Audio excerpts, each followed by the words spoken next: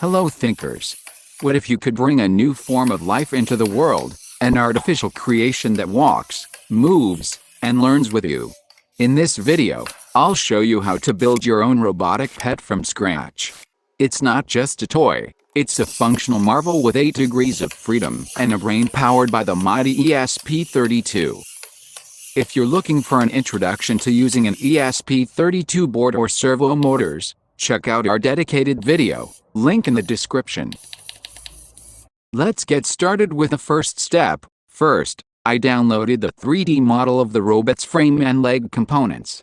These parts are 3D printed to ensure they're lightweight, precise, and strong enough to support the robot's movements. Next, I attached the servo motors to the 3D printed legs. These servos will act as the robot's muscles, providing the movement for each joint. It's important to align them properly to ensure smooth operation later.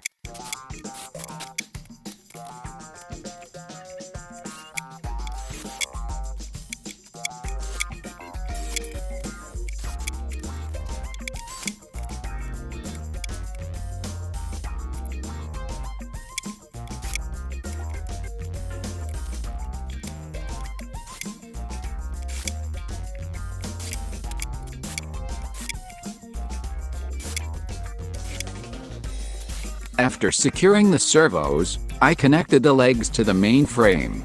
The result is a sturdy but flexible structure ready to move.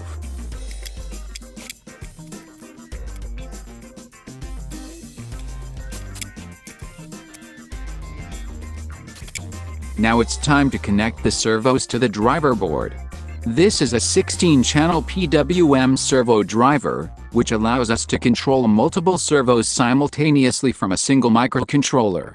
Each servo is connected to a specific channel, and the board communicates with the ESP32 via I2C. This makes it easy to control all 8 servos with just 2 data lines.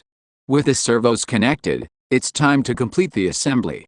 I added spacers to secure the frame and mounted a support for the ESP32 board. I'm also using an ESP32 shield, which organizes the connections for the driver, the distance sensor, and the power supply. This setup keeps everything compact and easy to manage. Now for the exciting part, programming the robot to walk. I started with a simple sequence to make it move forward. The combination of precise servo control and a lightweight design makes this robot surprisingly smooth in its movements. And this is just the beginning. Future updates will make it even smarter. Building a quadruped robot is an incredible experience. Watching it take its first steps is rewarding, and there's so much potential to make it more advanced. And now, by giving it its own power supply, I've made it a completely independent creature. If you enjoyed this video, don't forget to like, subscribe, and share your thoughts in the comments. In the next episode, I'll show you how to program more complex movements and maybe even teach this robot some tricks. See you next time.